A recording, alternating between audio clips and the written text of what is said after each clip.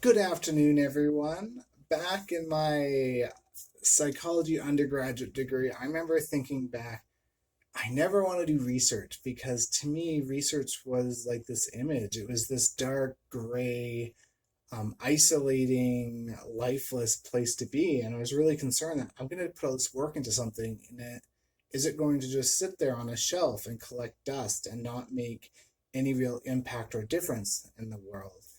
And I was really soul searching about what does that mean for me and what do I want to do with this information that I'm going to be gathering. And it wasn't until I learned about something called community-based participatory research when I was taking a program evaluation class under Dr. Karen Lawson, where I learned about this approach where I could use the knowledge of community and work with them to help solve social issues that they find are the priorities and solve them in the ways that they think are appropriate. And for me, it was this puzzle piece that was fitting in all the different areas of my life that I really loved. Passion for social change, allowing me to read into what other people do for a living, and making a real difference. And to me, that was really impactful. And there's been two big projects right now that I've been involved with around community based participatory research. The first one is Pride Home, Canada's first long term queer group home, doing evaluation for them. And the other is on gender based violence and looking at addressing gender based violence that queer folks experience when accessing supports and services. And Pride Home was when I was doing this evaluation, it was very magical to me. I spent a lot of time building relationships with the youth before I even did interviews.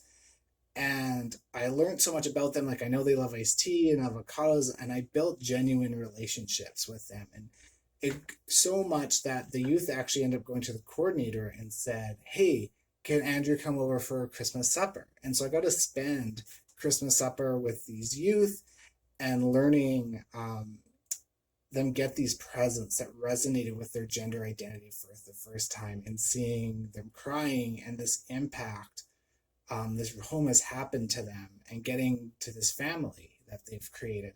And I was at a conference and I was reading this slide and I started choking up because I was realizing I was now a conduit for these individual stories, and these youth were now educating this room full of people through me, and that as a researcher, I can have that role in making that change. I was at another event and one of the youth was talking about the impact Pride Home has had on their life. And they were talking about all the friends they made. And then they said, and people like Andrew. And then they pointed to me. And I realized that I was no longer just a researcher. I was part of this person's narrative, part of this person's story as they moved through this world. And that relationship was two ways, because these youth end up teaching me a lot about myself, and or the reason why I identify as non-binary now. And so there was this real connection and co-learning and co-understanding this world and the social issues that we live in today, that I'm so grateful that they were so generous with their stories and sharing that with me. When I'm looking at gender-based violence, I've been doing a lot of community consultations and working with community and listening to them. And it's so magical the power that can happen when you're hearing these stories about these really awful experiences that no one's listened to before or systems have shunned. And I hear so much heartbreak. I've heard stories of youth feeling alone, feeling unsafe, not knowing how to just be themselves as well as take care of themselves because they're so young, and other people who were feeling very isolated because systems were oppressing them, and that it was just so heartbreaking for them. But sometimes in my focus groups or in the interviews afterwards, people said, I realize now I'm not the only one experiencing this. I had one individual talk about how they know and understand their story better because they fully shared it. And that sense making process helped them understand their own narrative. And there's so much wisdom in our communities that they live this experience, they have solutions, they have answers, they have ideas, and that if we were to listen to that and come together and work together to really solve these social issues, I think the world would be so much of a better place. And community-based participatory research becomes so different when you get to see the phenomenon that you're investigating on the ground floor in front of you. When you're doing town halls, when you're listening to these stories, they no longer just become homelessness for youth, doesn't become just something that I'm reading in a book. I understand it in a different way when I'm seeing it, when I'm working with people. that I think really informs the way I do my work.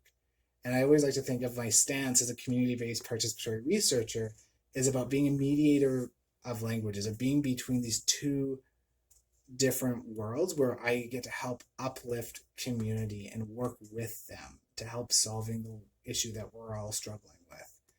And while I love it so much and I think it's magical, it can be very messy. And it can look something like this, where it's not that perfect, brilliant data set, or things aren't following the perfect timeline that you had to because there's other factors that are impacting it. And for me, to be a community-based participatory researcher, there's a big tug of war that's often happening where you're between these two worlds. And that to me is the role of the community-based participatory researcher.